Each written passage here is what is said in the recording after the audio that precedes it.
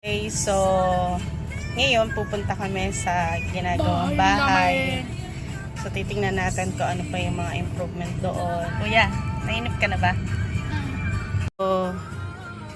So, andito na po tayo. Bababa na po tayo. Wait lang. Bukas muna natin yung gate. Tigas ah. So, lalakad lang ako.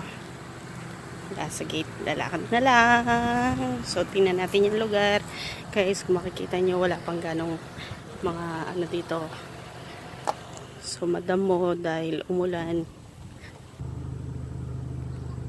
So, eto na siya. Medyo madamo na yung lugar. Kasi nga, panay ang ulan.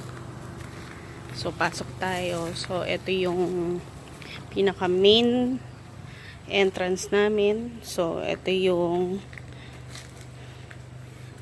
lalagyan dyan ng pinaka balcony. Maliit. So, pasok tayo.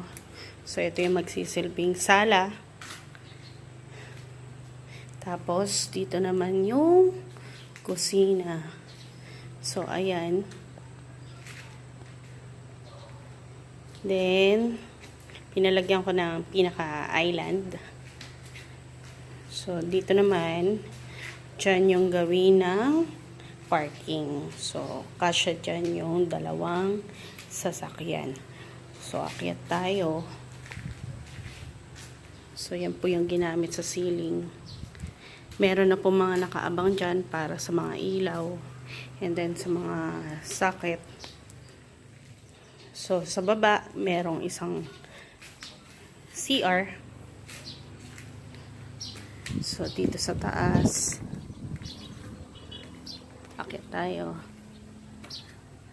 So, medyo nilulumot na kasi hindi nga magawa-gawa dahil panay ang ulan. So, ito po yung pinaka main o pinaka master's bedroom.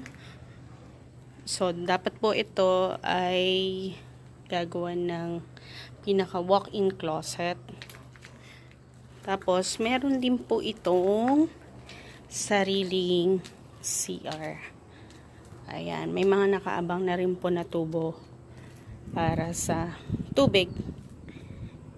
Ganyan din doon sa toilet bowl. So, diretso naman tayo dito sa mga kwarto ng mga anak ko.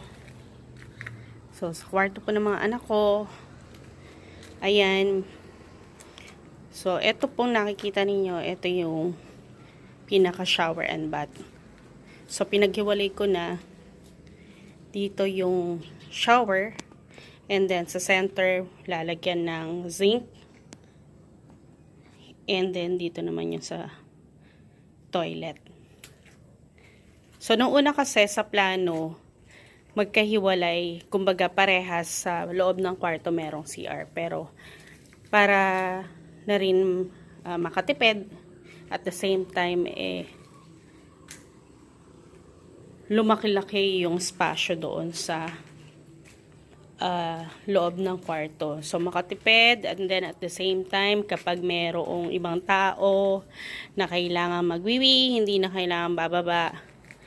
So, kung halimbawa, nasa veranda, dito sa taas, so, anytime, pwede sila mag-CR. Ayan. So, ito naman yung isa pang kwarto. So, 3 kwarto lang ito. Tapos, ito naman yung pinaka-veranda nga, dito sa taas. So, medyo maganda yung view para sa akin na kasi ang nakikita ko ay kabukiran. Ayan. So, ayan po yung kami pa lang po yung ano dito. Unang nagpatayo. Meron po itong main gate. Yung main gate po nito ay doon lang din sa kabilang side. So, doon medyo madami na sila. Ang kainaman po dito sa nakuha naming lot ay nasa corner po kami. So, hindi gaano mainit kung sakali na madadagdagan yung mga bahay. Kasi dito po sa likod namin, yung pinakalikod, ayan, kung makikita nyo. Yan yung aming pinakalikod. So, dyan po ay itatayo ang playground. So, ibig sabihin, hindi ganun kumbaga ay crowded sa likod dahil wala naman tatayong bahay. So, dito naman, sa gilid, so dahil na corner lot, so wala rin kaming katabi. So, bali doon na lang sa pinaka firewall, doon lang kami magkakaroon ng katabing bahay. So, yun yung kainaman. So, dito naman tayo daan sa pinaka parking.